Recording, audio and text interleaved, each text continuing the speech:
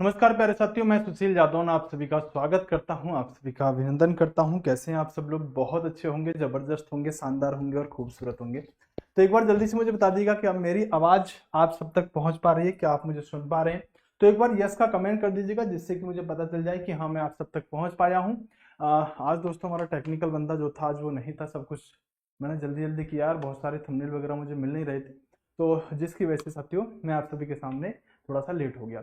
चलिएगा शुरू करते हैं साथियों। वॉइस का क्या है इशू है बेटा? वॉइस आप थोड़ी अपने फोन की बढ़ा लो। अभी हमारा ओबीएस वाला जो ठीक करने वाला है वो अभी जैसे ही सत्य यानी डेस्क पे लेंगे या फिर आएगा तो उससे थोड़ा सा इंक्रीज करवा लेंगे वॉइस को, है ना, थोड़ी सी आप अपनी बढ़ा लो, ठीक है दोस्तों। शुरू करते हैं अपनी क्लास को और बेहतरीन तरीके से साथियों आपको बताना चाहता हूं कि आज पार्ट 7 पर हम डिस्कस करेंगे। और पार्ट 7 में साथियों पॉलिटी में हम बहुत बेहतरीन तरीके से चीजों को पढ़ते जा रहे हैं। साथ के साथ आपको बता देना चाहता हूं कि साथियों जो हमारा टेलीग्राम है उस पर आपको पीडीएफ मिलती है, तो इस टेलीग्राम को आप ज्वाइन कर लीजिएगा। इस पर साथियों आपको पीडीएफ मिल जाएगी साइंस मैग्नेट के नाम से, जो आपका टेलीग्राम है। दूसरी बात साथियों आपको बताना चाहता हूं कि हमारी क्लास का जो टाइम टेबल है वो भी आपको पता होना चाहिए। हमारी क्लास का टाइम टेबल साथियों ये आपके सामने है, जिसमें अगर आप देखोगे तो दोस्तों 9 बजे आपको मेरी क्लास चलती हुई दिख जाएगी। आप 9 बजे आके जुड़ जाइएगा। आपको जीके जीएस में आपको पढ़ाने के लिए आता हूं, बाकी रीजनिंग, साइंस और साथियों मैथ भी आपके सामने चलता है। दोस्तों ये जो आपका बैच चल रहा था, इस बैच में साथियों आपने देखा होगा कि इस बैच में साथियों हमने ऑफर दिया था।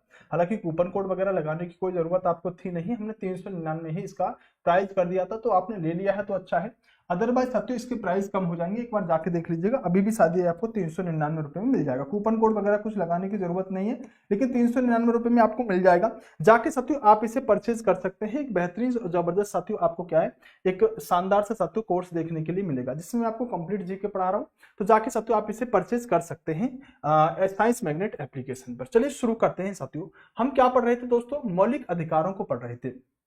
फटाफट से बताओ कि मौलिक अधिकारों में हमने कहां तक पढ़ लिया था, और उससे आगे फिर हम कंटिन्यू करेंगे, ठीक है। कौन कौन आ चुके हैं साथियों? अंजलि यादव आ चुके हैं, विक्रम जी आ चुके हैं। उसके अलावा साथियों सलोनी कुमार शुक्ला नाम की बच्ची है, एक इलेक्ट्रिकल साथियों पैनल वाला बच्चा है। कार्तिक आ चुके हैं, शिवम आ चुके हैं। सबका बहुत बहुत अभिनंदन है, बहुत बहुत साथियों स्वागत है। चलिएगा साथियों एक बार फटाफट से शुरू करते हैं। आई थिंक साथियों आर्टिकल हम 29-30 आज हमें पढ़ना होगा, जहां तक मुझे जैसा कि साथियों याद आ रहा है। क्या बताइएगा, क्या आप आज हमें साथियों आर्टिकल 29 और 30 ही पढ़ना है क्या? बोलो हाँ कि ना,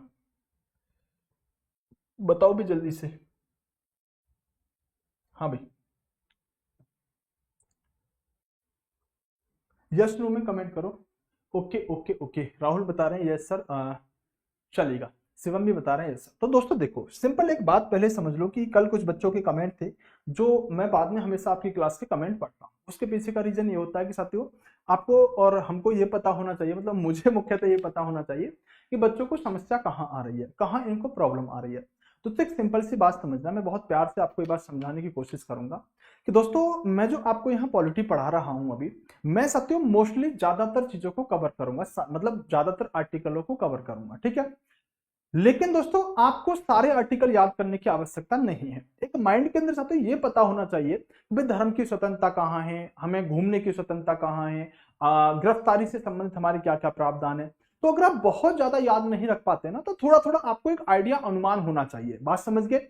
दूसरी बात यह है साथियों कि मैं आपको जब आपके पॉलिटी कंप्लीट हो जाएगी ना, तो मैं एक क्लास आपको ऐसी पढ़ा दूंगा जिसमें मैं साथियों आपको लगभग 50 से लेकर 70 आर्टिकल तक पढ़ा दूंगा, और उसी आर्टिकल में से साथियों आपके आर्टिकल फंस जाएंगे, ठीक है। एक क्लास हम आर्टिकल की ले लेंगे, जहां मैं आपको वही आर्टिकल बताऊंगा कि इस आर्टिकल से, इस अनुच्छेद से ये क्वेश्चन पूछा जाता है, और आपको इसके अंदर ये बात बतानी है। आपको मुश्किल से 50-70 तो मैंने बता दिया कि एकदम खींच के। मैं अगर कहूं ना कि मैं अगर साथियों आपको 40 आर्टिकल भी दे दूं ना कि 40 आर्टिकल आप याद कर लो, तो क्वेश्चन में 40 आर्टिकल से ही आपको फंसा के दिखा दूंगा, ठीक है, सिर्फ 40 आर्टिकल। लेकिन दोस्तों कभी अगर पेपर का लेवल अच्छा बना दिया एग्जामिनर ने, कभी साथियों मान लीजिएगा कि अच्छे क्वेश्चन बनाने चाहे उसने, तब आप साथियों, क्योंकि आप एक बार एग्जाम की तैयारी कर रहे हैं ना, ऐसा तो है नहीं कि पेपर कठिन बना दिया, आपके नंबर आई वहां पर साथियों मान लीजिएगा 40, फिर आप कहो सर आप डिटेल में ही पढ़ा लेते, ऐसा नहीं। हम ये सोच के चलेंगे कि एग्जामिनर अच्छे से अच्छा अगर कैसा भी पेपर बनाएगा तो हम उस लेवल की तैयारी करके चले। बाद में साथियों मैराथन के माध्यम से एक क्लास में आपको 40 आर्टिकल बता दूंगा। वैसे मैं आपको बताऊं कि मैं आपको ऐसे भी 40 आर्टिकल बता सकता हूं कि बेटा ये आर्टिकल हमेशा पूछे जाते हैं, लेकिन दोस्तों हमें उसके लिए भी तैयार होना है ना। अगर एग्जामिनर का लेवल ये है तो हमें थोड़ा यहाँ लेवल लेके चलना है ना अपना, तो इसलिए साथियों हमें पढ़ना आवश्यक होता है। फिर भी मैं आपको एक बात बताना चाहता हूं कि साथियों आप लगभग 50 आर्टिकल तक तो देखो सभी को याद कर लेना, 1 से लेकर 50 तक तो याद करने होते हैं। सब तो 50 से और 100 तक के जो आर्टिकल है, 50 से 100 तक जो आर्टिकल है, यहां आपको सिर्फ 10 ही आर्टिकल याद करने की आवश्यकता पड़ेगी। और 100 से लेकर साथियों अगर हम बात करें 395 तक, तो यहां पर साथियों आप मान लीजिएगा 15 आर्टिकल आपको याद करने की आवश्यकता है। मुख्यतः 1 से 50 तक के आर्टिकल इंपोर्टेंट होते हैं और याद करने पड़ते हैं, थोड़ा आइडिया होना चाहिए। साथियों 50 से 100 अनुच्छेद तक के साथियों आपको लगभग 10 आर्टिकल याद हो गए तो काम चल जाएगा। 100 से लेकर 395 तक 15 आर्टिकल ऐसे हैं जहां से क्वेश्चन आता है, तो आप ज्यादा लोड मत लो। मैं ये सब चीजें साथियों आपको अपने तरीके से करा दूंगा। बहरहाल हमें साथियों एक डिटेल में भी चीजों को लेके चलने दीजिएगा, आप लोड मत लो। आप अभी मेरे साथ हो ना, तो आपको साथियों बहुत बेहतरीन तरीके से चीजें मैं कवर कराता चलूंगा। बहरहाल चलो दोस्तों, हम आर्टिकल आपका 29 और 30 पढ़ने वाले हैं। लेकिन दोस्तों जब मैं आपको पहले दिन साथियों हम मौलिक अधिकार पर जब बात करने के लिए आए थे, तो मैंने आपसे कहा था ये बात कि दोस्तों मैं आपको जो पहले 10 मिनट पढ़ा रहा हूं क्वेश्चन तो यहीं से बन जाएगा, लेकिन फिर भी आपको पहली वाली क्लास मत भूल जाना, जहां मैंने आपको ट्रिक से बताए थे कि किस अनुच्छेद में क्या है, किस तरह से इनको लिखना है और किस तरह से याद करना है। अगर वो आपको क्लास याद है ना, तो यहां पढ़ने में ज्यादा दिक्कत नहीं आएगी। अगर वो आपने जब मैंने पढ़ाया था जब तो बहुत अच्छा लगा, बहुत अच्छे से समझ में आया, लेकिन आप सब तो उसको रिवाइज नहीं कर पाई, तो फिर दिक्कत है आपके साथ। ठीक है, वो रिवाइज डेली करते रहिएगा और जिन चीजों को मैं कहता हूं बेटा इसको ऐसे याद कर लेना इंपोर्टेंट है, तो उस पर थोड़ा ज्यादा ध्यान दे लिया करो। चलो शुरू करते हैं दोस्तों। शिक्षा और संस्कृति संबंधित अधिकार जो है वो हमारे 29 और 30 में हमें देखने के लिए मिलते हैं। तो अनुच्छेद साथियों 29 में हमें क्या देखने के लिए मिलेगा, जरा देखते हैं। साथियों अनुच्छेद 29 के अंदर अगर हम देखें तो इसमें साथियों जो अल्पसंख्यक लोग होते हैं ना, उन अल्पसंख्यकों के लोगों के साथियों अधिकारों के संरक्षण के बारे में बताया गया। किसके? अल्पसंख्यकों के जो अधिकार हैं उनके संरक्षण के बारे में बताया गया है कि जो नागरिक होंगे वो अपनी साथियों भाषा, लिपि और संस्कृति को बनाए रखने के लिए उनको साथियों कुछ आर्टिकल के तहत हम अधिकार दे रहे हैं, जो आपको 29 आर्टिकल में देखने के लिए मिलेगा। तो हमने क्या देखा कि दोस्तों 29 आर्टिकल और 30 आर्टिकल जब हम पढ़ते हैं तो शिक्षा संस्कृति संबंधित अधिकार होते हैं। बहुत सारे हमारे समाज के अंदर निम्न वर्ग ऐसे होते हैं कि अगर साथियों उनको सबके इक्वल करके अगर दोस्तों उनको अधिकार दिए जाए तो दोस्तों वो कभी अपना उत्थान कर ही नहीं पाएंगे। हमारे समाज की कुछ कुरीतियां होती हैं, कुछ व्यवस्थाएं होती हैं, तो इसलिए साथियों जो अल्पसंख्यक लोग हैं उनकी संस्कृति, उनकी सभ्यता बची रहे, उसके लिए साथियों हमने अनुच्छेद 29 के तहत उनको कुछ ऐसे अधिकार दिए हैं जो बाकी के साथियों आम नागरिकों से अलग रहने वाले हैं। जैसे जैसे दोस्तों अगर हम बात करें कि सभी नागरिकों को साथियों राज्य द्वारा पोषित शिक्षण संस्थानों में धर्म, भाषा, मूलवंश, जाति के आधार पर वंचित नहीं किया जाएगा। दोस्तों आप यहां पर शब्दों पर ध्यान दीजिएगा कि साथियों सभी नागरिकों को राज्य के द्वारा जो भी शिक्षण संस्थान होंगे, शिक्षा के स्थान होंगे, उनमें धर्म, भाषा और मूलवंश या जाति के आधार पर लोगों को साथियों पृथक नहीं किया जाएगा, अलग नहीं किया जाएगा। जैसे साथियों मान लीजिएगा कोई मंदिर है, तो मंदिर में व्यवस्था ऐसी कर दी जाए कि निम्न वर्ग के लोग साथियों मंदिरों में प्रवेश नहीं करेंगे, तो उनके लिए हमने क्या किया कि उन अल्पसंख्यकों को अधिकार देने के लिए यह कहा कि अगर कोई व्यक्ति साथियों निम्न वर्ग का है या अल्पसंख्यक है, तो चाहे कोई शिक्षण संस्थान हो, चाहे साथियों कोई धार्मिक स्थान हो। शिक्षण संस्थान का मतलब यहां एग्जाम्पल अगर मैं दूं, जैसे कोई स्कूल हो गया, जैसे कोई कॉलेज हो गया, अगर ये कह दिया कि भाई इस स्कूल के अंदर तो सिर्फ उच्च वर्ग के ही लोग पढ़ेंगे, तो साथियों शिक्षण संस्थानों में उनके जो निम्न वर्ग के लोग हैं उनके तो मौलिक अधिकारों का हनन हो गया ना। तो हमने कहा कि साथियों आप किसी भी व्यक्ति को उसके धर्म के आधार पर, उसके मूलवंश या जाति के आधार पर शिक्षण संस्थानों में साथियों उससे भेदभाव नहीं करोगे। ये आर्टिकल दोस्तों हमें 29 में देखने के लिए मिलता है। जैसे आप किसी साथियों स्कूल में जाओ, किसी साथियों आप शिक्षण संस्थान, विश्वविद्यालय हो, यूनिवर्सिटी हो, कोई भी हो, तो वहां पर ऐसा तो आप नहीं देखते होगे कि निम्न वर्ग के लोग अलग बैठ के पढ़ रहे हैं, उच्च वर्ग के अलग पढ़ रहे हैं, उच्च जाति के अलग हैं, निम्न जाति के अलग नहीं, ऐसा नहीं है ना। क्योंकि शिक्षण संस्थान में क्या है दोस्तों कि वहां पर दोस्तों कहते हैं ना कि शिक्षण संस्थान एक ऐसा तालाब है जहां पर शेर और साथियों हिरण दोनों एक साथ पानी पीते हैं, क्योंकि वहां कोई भेदभाव नहीं है।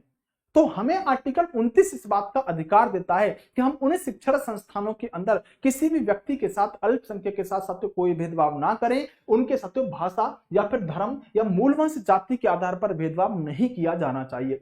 दोस्तों संविधान में किसी भी अनुच्छेद में अल्पसंख्यक शब्द को परिभाषित नहीं किया गया है। जो अभी हमने देखा ना कि दोस्तों अल्पसंख्यकों के अधिकारों के संरक्षण की बात की गई है, तो क्या सिर्फ अल्पसंख्यक कौन होंगे इस बात का निर्धारण कहीं संविधान में है? कहीं इसके बारे में दोस्तों परिभाषा दी गई है? तो दोस्तों संविधान में कहीं भी अल्पसंख्यक शब्द को परिभाषित वैसे नहीं किया गया है। क्या होते हैं अल्पसंख्यक, हम आगे चल के इस पर बात कर लेंगे।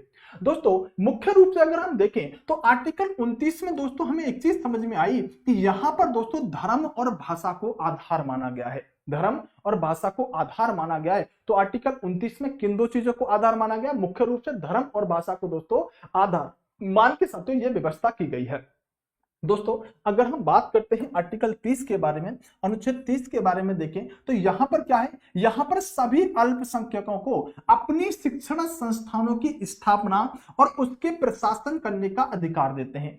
अब दोस्तों ये व्यवस्था क्या की गई है कि जो भी अल्पसंख्यक लोग होंगे ना, वो साथियों अगर अपना कोई शिक्षण संस्थान खोलना चाहते हैं, उसकी स्थापना करना चाहते हैं, उसको चलाना चाहते हैं, तो साथियों उनके लिए आर्टिकल 30 उन लोगों को, अल्पसंख्यकों को अधिकार देता है कि वो अपना कोई भी शिक्षण संस्थान खोल के उसे रन कर सकते हैं, उसे साथियों उस पर प्रशासन कंट्रोल कर सकते हैं और उसे साथियों चला सकते हैं। ऐसा आर्टिकल आपको 30 यहां पर दोस्तों अधिकार देता है। दोस्तों आपको बताना चाहूंगा, कई बार आपने देखा होगा कि मदरसे के अंदर जो मदरसों की स्थापना की जाती है, वो मदरसों में साथियों शिक्षा का जो आधार है ना, वो आपका यही अनुच्छेद है। यही अनुच्छेद साथियों इन अल्पसंख्यकों को ये अधिकार देता है। कभी कभी आपके दिमाग में क्वेश्चन उठता होगा कि सर मदरसों की क्या आवश्यकता है? स्कूल खुले हैं, कॉलेज खुले हैं, मुख्य रूप से मदरसों में सर धार्मिक शिक्षा दी जा रही है। तो दोस्तों मदरसों की जो स्थापना की जा रही है या मदरसों में जो शिक्षा का वितरण किया जा रहा है, वो यही आर्टिकल इन मदरसों को साथियों स्वतंत्रता देता है खोलने के लिए। तो अब इस बात से आपको आर्टिकल 29-30 बहुत अच्छे से समझ में आ गए होंगे कि किस तरह से अल्पसंख्यकों की शिक्षण और संस्कृति को बचाए रखने के लिए दोस्तों आर्टिकल 29 और 30 साथियों यहां पर व्यवस्था करते हैं। दोस्तों शिक्षण संस्थानों में प्रवेश देने से अल्पसंख्यकों को नहीं रोका जाएगा। साथियों ये मुख्य रूप से आपके इस आर्टिकल का क्या हो गया, इसका शीर्षक हो गया। और मदरसों की स्थापना भी साथियों इसी आर्टिकल के तहत की जा रही है। बात समझ में आगे की नहीं आई? बोलो हाँ कि ना। तो आर्टिकल 29-30 समझ में आया?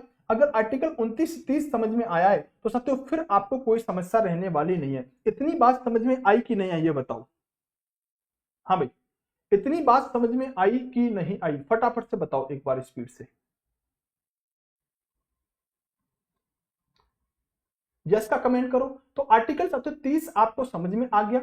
अगर हम दोस्तों बात करें आर्टिकल 31 जिसके अंदर साथियों व्यवस्था को खत्म कर दिया गया है और वो अब साथियों हमारे मूल अधिकार ना होके हमारा वैधानिक अधिकार बन गया है, वो हमारे कानूनी अधिकार बन गया है, जिसके बारे में हमें डिटेल से बात करनी पड़ेगी। दोस्तों मुख्य रूप से अगर हम बात करें आर्टिकल 32 के बारे में, अनुच्छेद 32 आपका बहुत महत्वपूर्ण होता है। और अनुच्छेद 32 में क्या है दोस्तों? संवैधानिक उपचारों का अधिकार। दोस्तों ये अनुच्छेद आपका बहुत ज्यादा इंपोर्टेंट होता है, वेरी वेरी मोस्ट इंपोर्टेंट। इस अनुच्छेद को लगा लीजिएगा, यहां से साथियों कई बार आपसे क्वेश्चन बनता रहता है। इसमें क्या है? इसमें दोस्तों संवैधानिक उपचारों का अधिकार दिया गया है। दोस्तों हम अगर बात करें तो हम साथियों आर्टिकल 14 पढ़ के आए हैं, आर्टिकल 15 पढ़ के आए हैं, आर्टिकल 16, 17, 18, जहां हमने बहुत सारी व्यवस्था देश के अंदर देखी और बहुत सारे अपने अधिकारों को जाना और बहुत से ऐसे अधिकार थे जो हमें संवैधानिक तौर पर दिए गए थे। लेकिन दोस्तों एक बात बताओ मुझे सामान्य से कि आपने देखा कि साथियों उपाधियों का अंत किया जाएगा, विधि के समक्ष समानता का अधिकार, आपने देखा छुआछूत साथियों अस्पृश्यता का अंत, आपने धर्म की स्वतंत्रता देखी, आपने गिरफ्तारी से संबंधित प्रावधान देखे। लेकिन एक बात बताओ, अगर साथियों इन सब बातों को पूरा नहीं किया जाए तो मौमिता कौर बेटा मिनी कॉन्स्टिट्यूशन इसे नहीं कहा जाता, मिनी कॉन्स्टिट्यूशन 42 को कहा जाता है, ठीक है? तो 32 को नहीं 42 को मिनी कॉन्स्टिट्यूशन कहा जाता है, ठीक है? दोस्तों अगर साथियों जितने अधिकार आपको मौलिक अधिकार के तहत दिए गए, जो हम आर्टिकल 14, 15, 16, 17, 18, 19, 20, 21, 22 पढ़ते आ रहे हैं, अगर ये अधिकार आपको नहीं दिए गए तो क्या कर लोगे? बताओ, अगर साथियों आर्टिकल 29-30 आपने पढ़ा, अगर नहीं करने दिया अल्पसंख्यकों को कुछ भी ऐसा, तो क्या करोगे?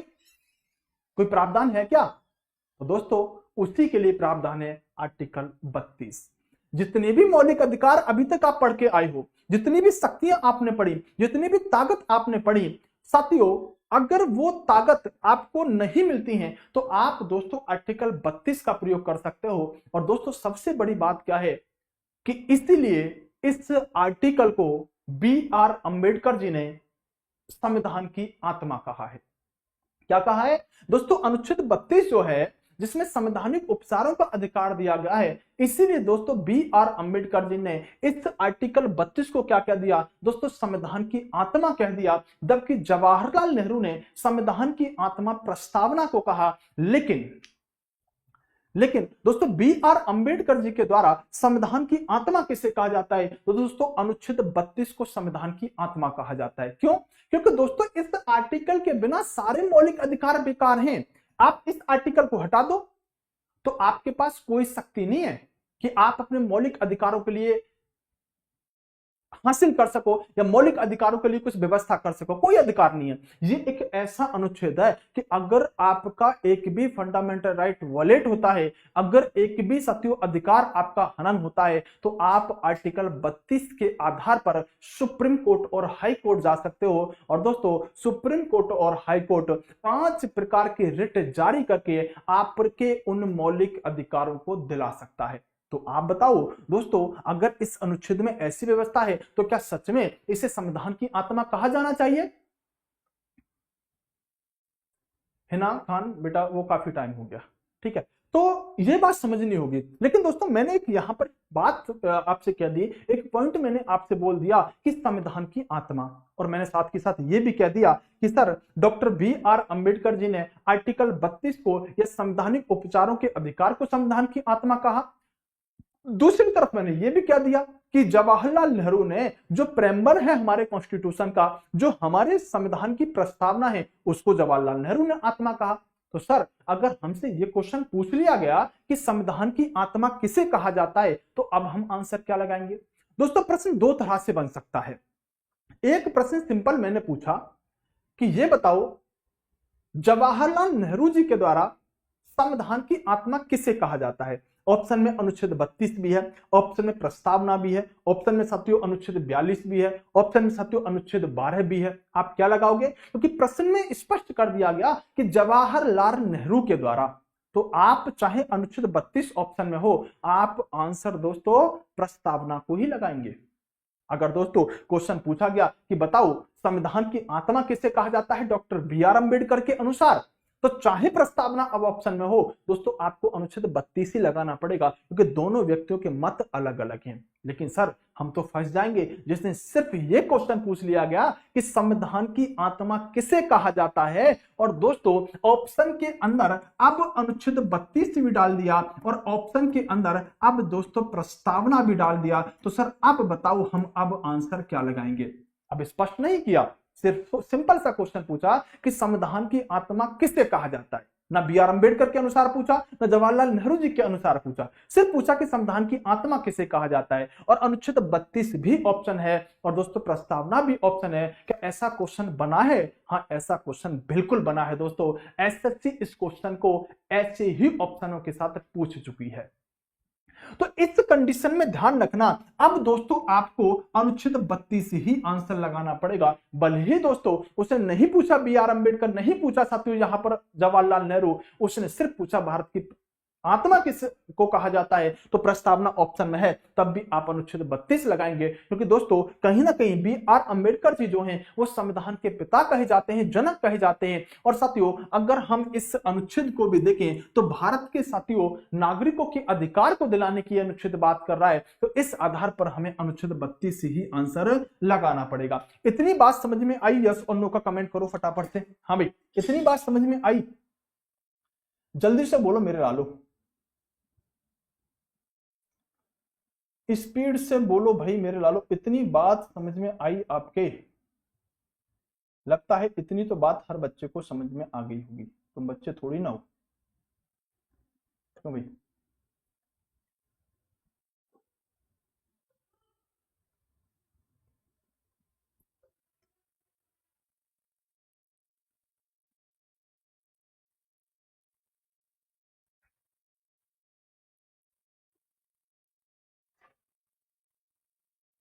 बोलो बेटा मेरे लालो।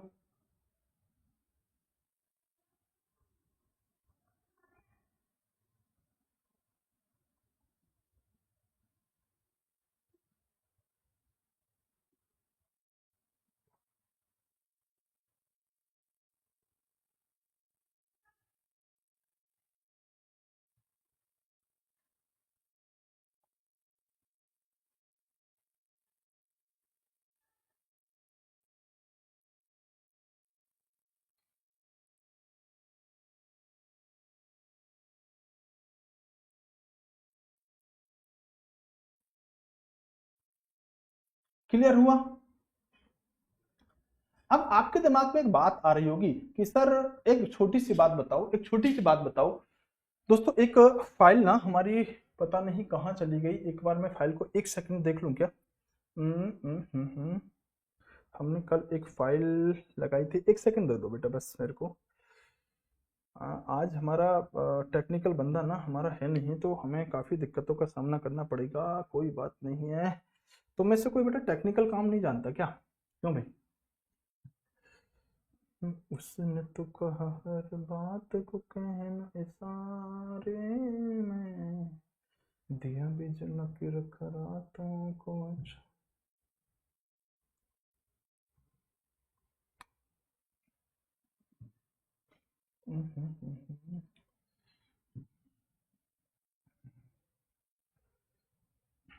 Yesterday yesterday okay.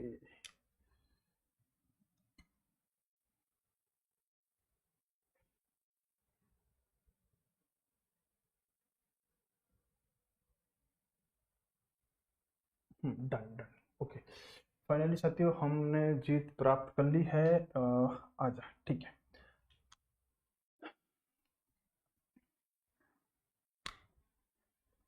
चलो पीडीएफ कंप्रेस कर दिया करो, ऐसा कह रहा है बच्चा।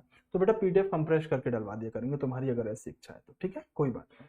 अब दोस्तों आप ये समझने की कोशिश करो,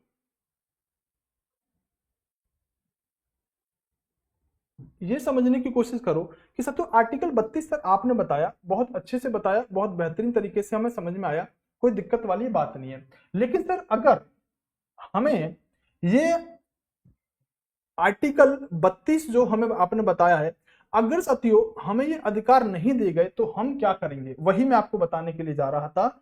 और हुआ क्या कि वो फाइल साथियों फिर से कहाँ चली गई है, कहाँ से निकाली थी हमने, ये कहाँ से आएगी, क्या नाम है इस फाइल का? इसको फिर से काउंट कर लेते हैं। एक सेकंड दे दो दोस्तों, क्योंकि ये इंपोर्टेंट चीज है इसके अंदर।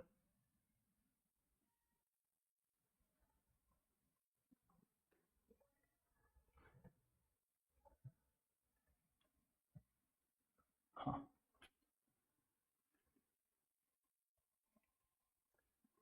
कितनी क्लास लगेंगी पॉलिटी की? पॉलिटी की वजह ज्यादा क्लास नहीं लगेंगी, बस ये समझ लो कि अब हमारी जो पॉलिटी है ना वो साथियों 20 क्लास में हम इसे खत्म कर देंगे। हाँ दोस्तों देखो, अगर मैं आपको साथियों रेट नहीं पढ़ाता ना तो आपको बहुत समस्या हो जाती, इसलिए मुझे साथियों फाइल लगानी पड़ी है। फाइल दरअसल हमारे पास में कई सारी होती है, तो किसको किस लेवल का पढ़ाना है ये बात साथियों बतानी होती है, समझ आता हूँ। चलो दोस्तों मैंने आपसे कहा कि जो आपकी आर्टिकल 32 है ये आपका बहुत महत्वपूर्ण है, क्योंकि संवैधानिक उपचारों के अधिकार की बात करता है। और दोस्तों मौलिक अधिकारों के अगर आप उल्लंघन करते हो, मौलिक अधिकारों का अगर आप मौलिक अधिकारों का उल्लंघन करते हो तो दोस्तों इस अधिकार के द्वारा आप उनकी रक्षा कर सकते हो। अगर जितने भी साथियों हमने यहां पर अपने मौलिक अधिकार पढ़े हैं, अगर उनका वायलेशन होता है, अगर साथियों आपको वो नहीं मिलते तो आपका अधिकार है कि आप उनके लिए साथियों अनुच्छेद 32 का प्रयोग कर सकते हो। बोले सर हम कैसे करेंगे अनुच्छेद 32 का प्रयोग, ये तो बताओ। मैं बताऊंगा, लेकिन दोस्तों बी आर अंबेडकर ने इस अनुच्छेद 32 को क्या कहा है दोस्तों? इस अनुच्छेद को यहां पर दोस्तों संविधान की आत्मा कहा है। अब अगर मौलिक अधिकारों का दोस्तों हनन होता है तो आप क्या कर सकते हैं? दोस्तों आप हाई कोर्ट जा सकते हैं। कहां जा सकते हैं? आप हाई कोर्ट जा सकते हैं। अगर आप हाई कोर्ट नहीं जाना चाहते तो दोस्तों आप सुप्रीम कोर्ट भी जा सकते हैं। तो दोस्तों मुख्यतः हमें क्या पता चला कि आर्टिकल 32 जो है ना वो हमें राइट देता है कि अगर हमारे मौलिक अधिकार हमें नहीं मिले तो हम हाई कोर्ट या सुप्रीम कोर्ट जा सकते हैं। दोस्तों अनुच्छेद 32 जो है, अनुच्छेद 32 जो है, ये अनुच्छेद 32 दोस्तों आपको सुप्रीम कोर्ट जाने की ताकत देता है। लेकिन अगर आप हाई कोर्ट जाना चाहते हैं तो दोस्तों संविधान का अनुच्छेद 226 जो है ये आपको हाई कोर्ट जाने का अधिकार देता है। दोस्तों बस इसी बात पर आप एक बेहतरीन सा स्टार लगा लो, मैं कहता हूं गारंटी से दोस्तों ये क्वेश्चन आपसे पूछा जाएगा। सिंपल मैंने आपको क्या बताया? मैंने इतना कहा कि दोस्तों जो मौलिक अधिकार आप पढ़ रहे हो, अगर वो मौलिक अधिकारों का वॉल्यूशन होता है, उनका हनन होता है, आपको नहीं मिलते वो मौलिक अधिकार, तो दोस्तों आप इसके लिए आर्टिकल 226 का प्रयोग करके हाई कोर्ट चले जाओ। हाई कोर्ट चले जाने का मतलब ये नहीं होगा हाई कोर्ट चलते चलते चले जाओ, हम पहुंच गए सर हाई कोर्ट बताओ मौलिक अधिकार नहीं मिले। कहने का मतलब है कि आप हाई कोर्ट में याची बन सकते हो, याचिका डाल सकते हो, 226 आपको ऐसा राइट देता है। आप सुप्रीम कोर्ट में याचिका डाल सकते हो, आर्टिकल 32 आपको इस बात का अधिकार देता है। तो सर आर्टिकल 32 और 226 क्या करेगा? दोस्तों आर्टिकल 32 और दोस्तों आर्टिकल 226 के तहत हाई कोर्ट और सुप्रीम कोर्ट 5 प्रकार के रिट जारी कर सकता है। रिट क्या है? एक तरह से साथियों एक आदेश है। कितने तरह की रिट?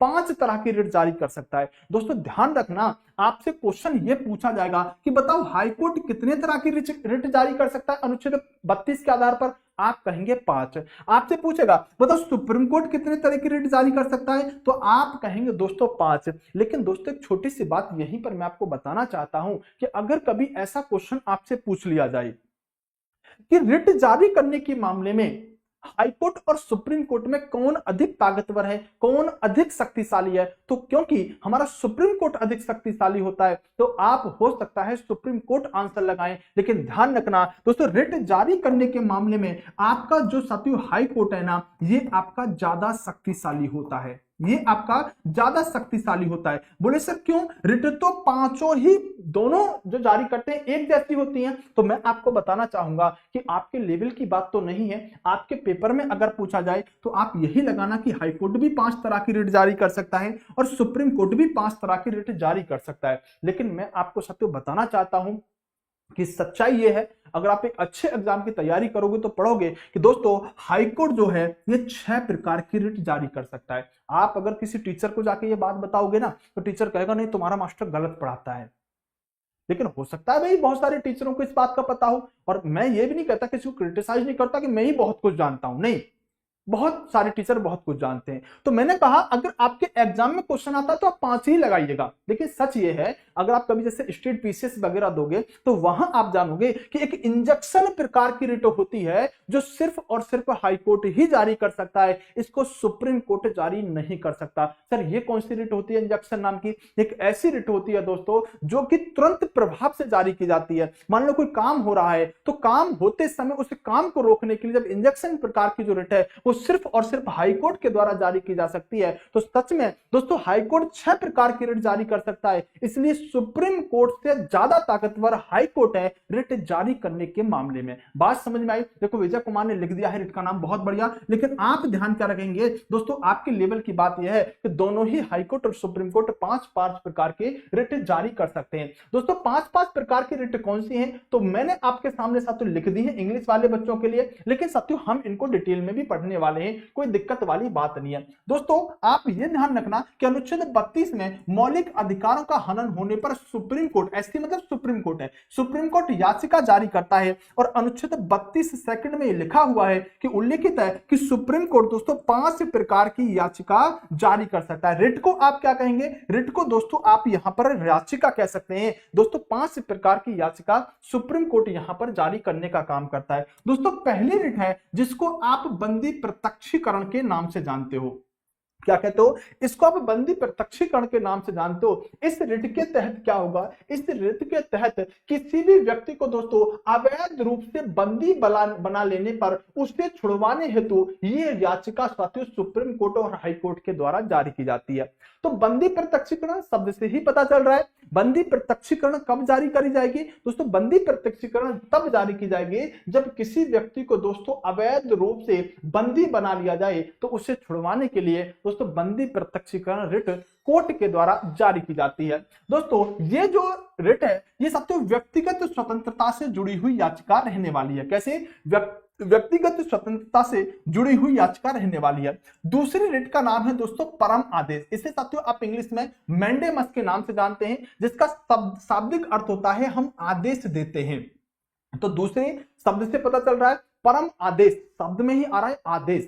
तो दोस्तों ये जो रिट है ये तब जारी की जाती है कि जब कोई संस्था अपने निर्धारित कार्यों को नहीं करती तो उस संस्था को वो कार्य करने का दोस्तों आदेश देना परम आदेश कहलाता है। यानी कोई अगर संस्था है जिसका कोई काम करना साथियों, संस्था के द्वारा कोई काम करना है और वो संस्था उस काम को नहीं कर रही है, तो उस संदर्भ में सबसे परम आदेश आपकी एक रिट जारी की जाएगी कोर्ट के द्वारा और उस संस्था से कहा जाएगा कि ये आपका काम है, ये आपको ही करना पड़ेगा, आप इस काम को करो, ऐसा साथियों आदेश दिया जाएगा। क्या दिया जाएगा, आदेश दिया जाएगा। तो पहली क्या पड़ी साथियों, हमने बंदी प्रत्यक्षीकरण, जहां पर बंदी को छुड़वाने के लिए रिट जारी की जाती है, नाम है बंदी प्रत्यक्षीकरण।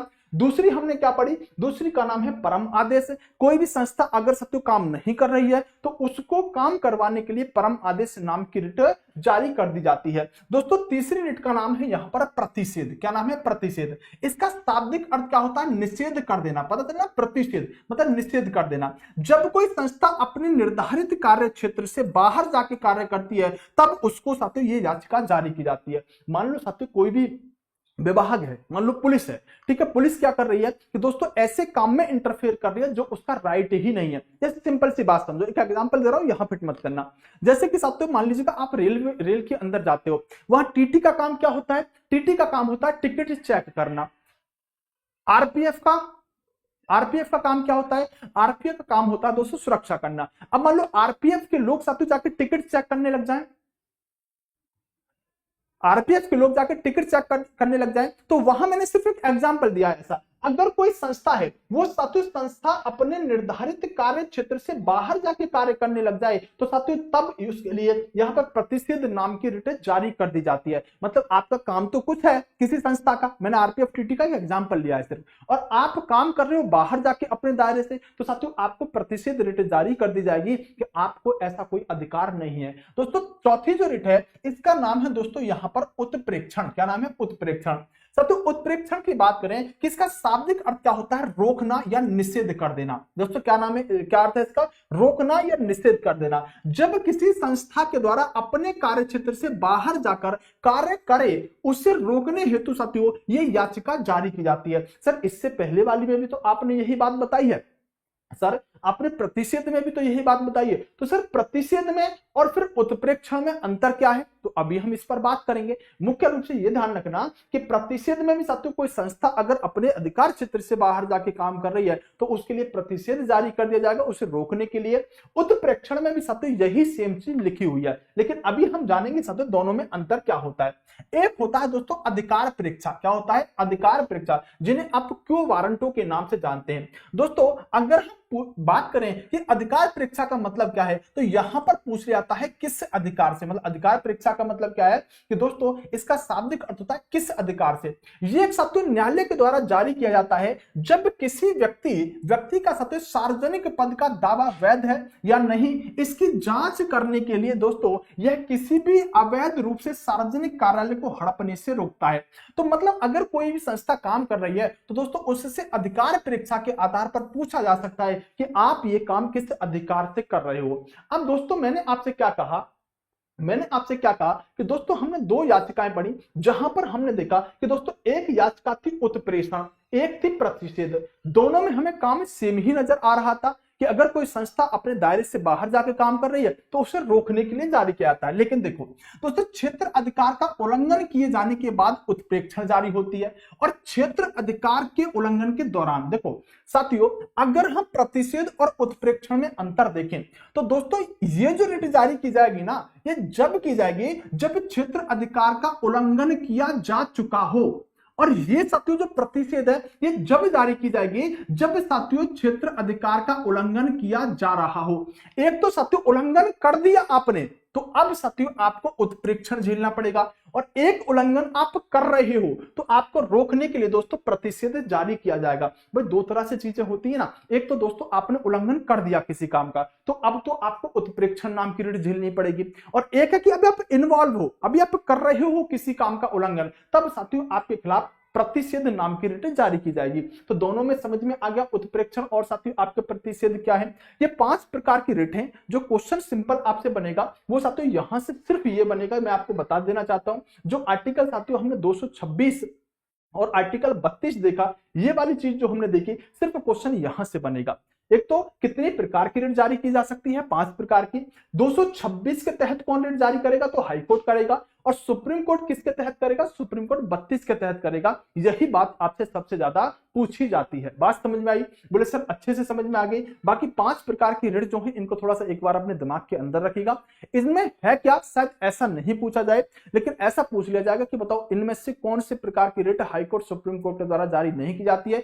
3 को यहीं से रिट डाल देगा, एक कुछ और नया नाम डाल देगा, है ना। तो बस इतना ध्यान रखना कि 5 प्रकार की रिटों के नाम क्या है। अगर उतना याद रहेगा तो दोस्तों आपको कोई समस्या आने वाली नहीं है, सिंपल सी बात है। कभी कभी अच्छे एग्जामों में साथियों इनके संबंध में क्वेश्चन बन जाता है। दोस्तों आर्टिकल 32 में हमने रिटों को पढ़ लिया। अब अनुच्छेद 33 क्या है। सर आप कमेंट पढ़ के रिप्लाई नहीं देते। बेटा अगर मैं कमेंट का रिप्लाई देता रहूंगा ना तो मैं पढ़ा नहीं पाऊंगा, ठीक है। तो अनुपम मेरे भाई, ऐसा नहीं है कि मैं आपकी कमेंट नहीं पढ़ता।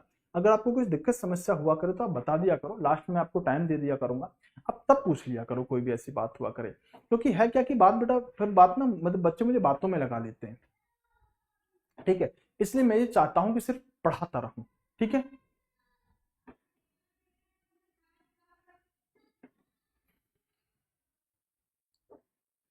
एन के सुमन कह रहा है सर पढ़ाई का लोड ज्यादा हो गया है। तो बेटा पढ़ाई का लोड थोड़ी होता है कुछ। लोड तुम्हें कोई 100 किलो वजन लेके थोड़ी तुम्हें चलाया जा रहा है कि बेटा 100 किलो वजन लेके चेयर पे बैठ के पढ़। लोड थोड़ी होता है बेटा, एंजॉय करके पढ़ाई करो। ऐसा लोड कोई चीज नहीं होती है, ठीक है। आप एंजॉय करो कि जस्ट मेरे को 7, 8, 10 घंटे पढ़ना है तो मेरे को पढ़ना है, बात खत्म है। इसको अपने आप को अपने ऊपर हावी मत होने दो कि यार मेरे को पढ़ना है, मैं क्या करूं क्या करूं। माइंड फ्रेश होना चाहिए हमारा, ठीक है। हाँ ऐसे जा सकते हो ना, क्यों नहीं जा सकते बेटा, राजा जा सकते हो। चलो दोस्तों अनुच्छेद 33 की बात करें, 32 पढ़ने के बाद, तो इसके अंदर अब यहां से 32, 33 और 34, 35 से ज्यादा क्वेश्चन नहीं बनता, फिर भी जान लो।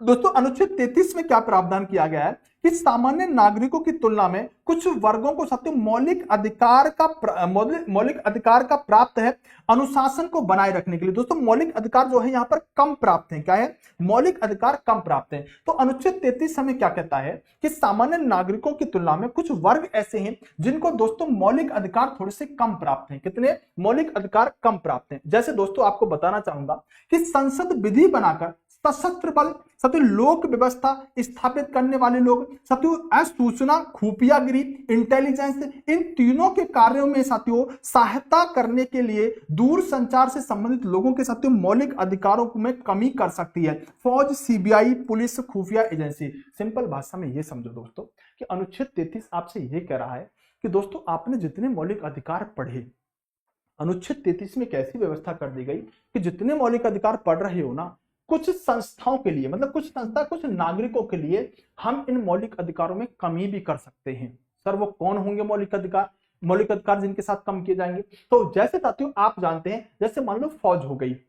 अब जो व्यक्ति सेना में काम कर रहा है, अब साथियों उस व्यक्ति ने क्या किया कि देखो सेना के कानून अलग होते हैं, जैसे साथियों सीबीआई हो गई, जैसे पुलिस हो गई, जैसे आपकी खुफिया एजेंसियां हो गई। अगर इनको आप सारे मौलिक अधिकार दे दोगे, जैसे मान लो साथियों कोई खुफिया व्यक्ति है, खुफिया व्यक्ति को कुछ जानकारी मिली, सीबीआई को, आईबी को, किसी को कोई जानकारी मिली, अब उसे बोलने का अधिकार है, उसने डाल दिया फेसबुक पर, उसने स्पीच दे दी, लाइव आके बता दिया कि भाई हम पाकिस्तान के साथ ऐसा कर रहे हैं, हम अमेरिका के साथ ऐसा कर रहे हैं, जब अटैक करेंगे यहाँ पर आतंकवादी संगठन इस तरह से सक्रिय हैं। और उसने क्या कहा, भाई साहब मेरे को तो बोलने की आजादी है, मैं तो बोलूंगा।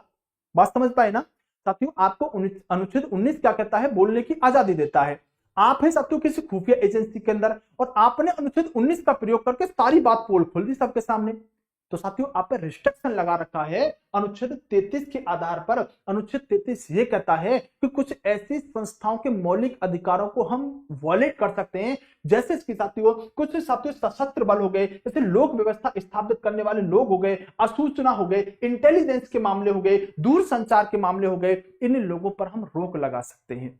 तो साथियों अनुच्छेद 33 से हमने उन सभी लोगों को साथियों बांध रखा है कि भले ही हम अपने देश के नागरिकों को सारे मौलिक अधिकार देते हैं, और अगर हम उन्हें मौलिक अधिकार नहीं मिलेंगे या नहीं देते तो वो सुप्रीम कोर्ट, हाई कोर्ट जा सकते हैं, लेकिन अनुच्छेद 33 कहता है कि कुछ लोगों को इससे बाहर भी रखेंगे। कौन कौन होंगे, फौज हो गई, सीबीआई हो गई, खुफिया एजेंसियां हो गई, या फिर साथियों जो आपकी पुलिस वगैरह हो गई, ये अपने मौलिक अधिकारों की साथियों आवाज नहीं उठा सकते। दोस्तों आपको एक बात बताना चाहूंगा, एक मामला था बीएसएफ का, और बीएसएफ के मामले के अंदर दोस्तों आपने देखा होगा कि एक क्या नाम था उसका, यादव करके जो बीएसएफ का एक जवान था, इसने बता दिया दाल बहुत पतली मिलती है ना। तो आपने देखा होगा कि उसने एक वीडियो बनाया कि देखो भाई ऐसी दाल मिलती है वगैरह वगैरह, यहाँ पर इसके अंदर दाल नहीं है, पानी पानी है ना। तेजपाल या क्या नाम था उसका, यादव करके, जो तेजपाल यादव या कुछ ऐसे था, ब्रज बहादुर कुछ, आप बताएंगे तो मेरे को याद आ जाएगा। तो उसने साथ एक वीडियो जारी कर दिया था। अब दोस्तों बोलने का आपका अधिकार है ना, और वही उसने किया था, लेकिन दोस्तों उस पर आरोप लगा कि आप कैंप के अंदर दोस्तों आप लाइव नहीं दिखा सकते अपनी लोकेशन, आप एरिया नहीं दिखा सकते, आप क्षेत्र नहीं दिखा सकते, आपको बोलने का अधिकार है, लेकिन अनुच्छेद 33 साथियों आपको इस तरह की एक्टिविटी करने का कोई भी आदेश नहीं देता। उसको साथियों बर्खास्त कर दिया गया था। भाई उसने बोला ही तो था, उसने बोला ही तो था, लेकिन अनुच्छेद 33 की शायद जानकारी लोगों को नहीं थी। अगर आप ऐसी संस्थाओं में काम कर रहे हैं तो साथियों आपके मौलिक अधिकारों को वॉलेट किया जा सकता है। बात समझ में आ गई, बात क्लियर हुई। अनुच्छेद 33 क्या करता है, अनुच्छेद 33 में दोस्तों बातें समझ में आई। दोस्तों अगर हम बात करें तो अनुच्छेद 34 आपको क्या कहता है कि यदि किसी देश के देश में या किसी हिस्से में दोस्तों मार्शल लॉ लगाया जाता है तो संसद भाग 3 में साथियों उल्लेखित मौलिक अधिकारों पर प्रतिबंध साथियों लगा सकती है।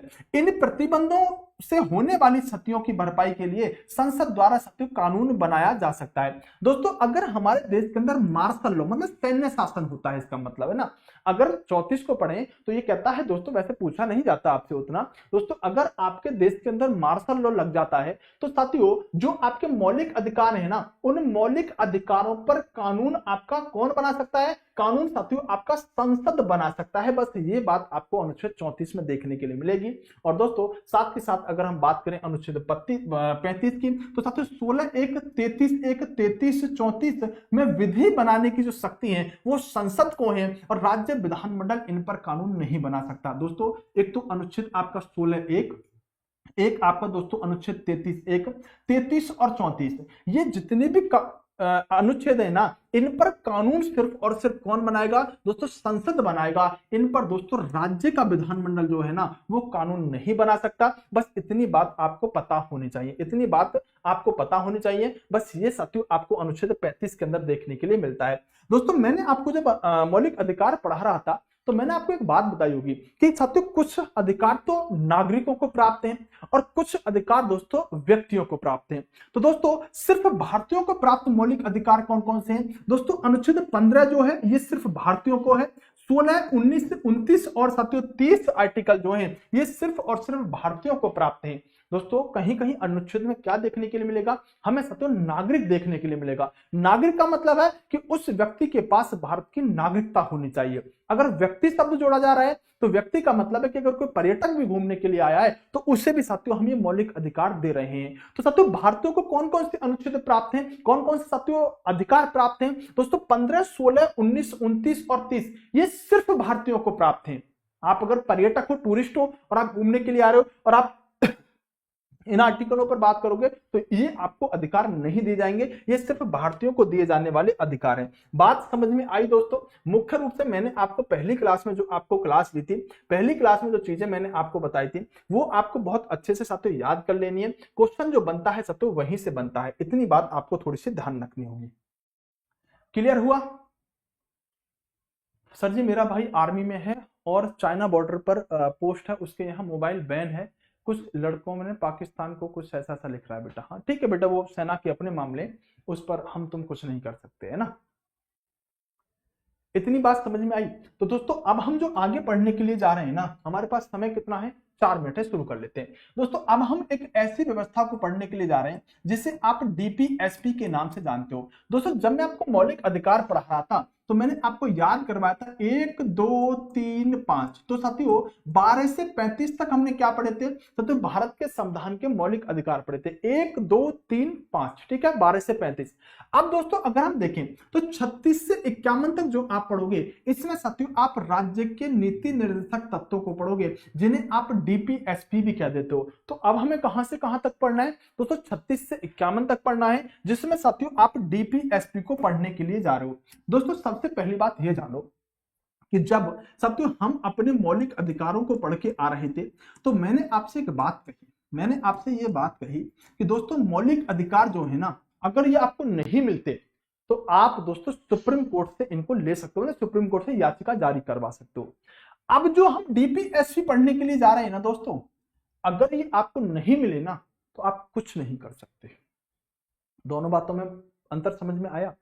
दोस्तों नीति निर्देशक तत्व जो हैं, जो हमारे संविधान के अंदर डीपीएसपी की व्यवस्था है, वो साथियों व्यवस्था ऐसी है कि अगर राज्य सक्षम हुआ तो आपको नीति निर्देशक तत्वों के अधिकार देगा, अगर सक्षम नहीं है तो साथियों नहीं देगा। आप इसके लिए सुप्रीम कोर्ट, हाई कोर्ट वगैरह कहीं नहीं जा सकते। तो इसका मतलब दोस्तों ये डीपीएसपी की जो व्यवस्था है ना, ये साथियों वाद योग्य नहीं है, आप इसे लेकर सुप्रीम कोर्ट में नहीं जा सकते दोस्तों, क्योंकि अभी हम इसके अंदर पढ़ेंगे डीपीएसपी के अंदर कि राज्य आपको रोजगार देगा, काम देगा, और आपको रोजगार मिला नहीं, आप सुप्रीम कोर्ट चले गए। तो कहा गया है कि अगर देश सक्षम है तो आपको राज्य के नीति निर्देशक तत्वों को देगा, अगर साथियों राज्य सक्षम नहीं है तो आप कहीं सुप्रीम कोर्ट, हाई कोर्ट कहीं नहीं जा सकते। अगर उसके पास उपलब्ध है चीजें तो देगा, नहीं तो भैया कोई बात नहीं है। समझ में आ गए। इस मामले में मौलिक अधिकार देने पड़ेंगे देश को, लेकिन डीपीएसपी अगर पर्याप्त है व्यवस्थाएं तो देगा, नहीं है तो फिर नहीं देगा। पहले बात तो ये समझो। तो क्या डीपीएसपी के लिए हम सुप्रीम कोर्ट, हाई कोर्ट जा सकते हैं? नहीं। मतलब क्या हुआ कि वाद योग्य नहीं है, आप इन पर साथियों केस नहीं कर सकते। दोस्तों एचसी कामत नाम के एक व्यक्ति हुए, इन्होंने साथियों नीति निर्देशक तत्व का प्रस्ताव रखा था और शब्द की जगह पर इन्होंने कहा था कि मौलिक शब्द जोड़ दिया जाए। मतलब नीति निर्देशक तत्व है ना, इन्होंने कहा था इसके लिए भी साथियों मौलिक शब्द जोड़ दिया जाए। ऐसा साथियों एचसी कामत के द्वारा किया गया था। तो डीपीएसपी न्यायालय के द्वारा साथियों परिवर्तनीय न्यायालय में वाद योग्य नहीं है। मतलब आप इनके लिए साथियों सुप्रीम कोर्ट, हाई कोर्ट में नहीं जा सकते अगर ये आपको नहीं मिलते हैं। दोस्तों इन्हें सामाजिक और आर्थिक न्याय का प्रतीक कहा जाता है। ये प्रशासकों के लिए साथियों आचार संहिता है, साथियों गांधी दर्शन से संबंधित है, ये गांधी के विचारों का प्रतीक है। तो आपसे ये क्वेश्चन पूछा जाएगा कि हमें गांधी जी के विचार भारत के संविधान के किस अनुच्छेद में देखने के लिए मिलते हैं, तो आप कहेंगे हमें गांधी जी के विचार साथियों डीपीएसपी के अंदर देखने के लिए मिलते हैं। दोस्तों ये लोक कल्याणकारी राज्य का भी साथियों प्रतीक है। तो सिंपल कभी कभी ऐसा एक अच्छी लाइन में क्वेश्चन पूछ लिया जाता है जो हमें लगता है तो हमारे पढ़े हुए से बाहर आ गया, तो वहां से साथियों क्वेश्चन बनेगा, तो थोड़ा सा आपको पता होना चाहिए। दोस्तों जब मैं आपको अनुच्छेद 12 पढ़ा के आया था तो मैंने आपसे क्या कहा था अनुच्छेद 12 में, कि अनुच्छेद 12 में दोस्तों राज्य की परिभाषा दी गई है। क्या आपको याद है कि नहीं, आप बोलो। हाँ दोस्तों मैंने अनुच्छेद 12 में क्या कहा था कि इसमें राज्य की परिभाषा दी गई है। तो दोस्तों जैसे अनुच्छेद 12 में राज्य की परिभाषा दी गई थी ना, अनुच्छेद 36 में भी दोस्तों सेम राज्य की ही परिभाषा दी गई है। तो दोस्तों संविधान के 2 ही अनुच्छेद ऐसे हैं जिनमें राज्य की परिभाषा दी गई है, एक अनुच्छेद 12 और एक अनुच्छेद 36। बात समझ में आई। तो दोस्तों हम यहां से आगे कल कंटिन्यू करेंगे। एक बार सारे बच्चे क्लास को लाइक कर दीजिएगा और चैनल को सब्सक्राइब कर दीजिएगा। मैं आपसे साथियों अगली क्लास में मिलूंगा। जब तक के लिए नमस्कार, जय हिंद दोस्तों, बाय बाय, टेक केयर। अच्छे से पढ़ते रहिएगा, अच्छे से बेहतरीन से तैयारी करते रहिएगा। और अगर कोई भी साथियों समझता है तो आप एक बार कमेंट कर दिया करो, क्योंकि हमारे पास साथियों समय थोड़ा सा अभाव रहता है समय का, तो इसलिए साथियों मैं थोड़ा सा आपको स्पीड में लेके जाता हूं। साथियों पीडीएफ जो आपको मिलेगी वो हमारे इस टेलीग्राम पे मिल जाएगी, जाके आप ले सकते हैं। दूसरा साथियों हमारी क्लास का टाइम टेबल जो है 9 बजे रीजनिंग की क्लास, फिर साइंस की क्लास साथियों शाम को 9 बजे मैं आपके साथ आता हूं और 10 बजे आपकी मैथ की क्लास होती है। ये फ्री यूट्यूब की क्लासेस का टाइम टेबल है। साथ के साथ सब तो आप कोर्स ले सकते हैं, एक बार जाके देख लीजिएगा। हमारा ऑफर 399 रुपए 12 चल रहा था, अगर ले लिया है तो अच्छी बात है, नहीं तो आप ले लीजिएगा, नहीं तो फिर आपको 499 रुपए में ही ये निर्माण बैच मिलेगा साइंस मैग्नेट एप्लीकेशन से। दोस्तों मिलता हूं मैं आपसे अगली क्लास में, bye bye, take care, love you to all दोस्तों।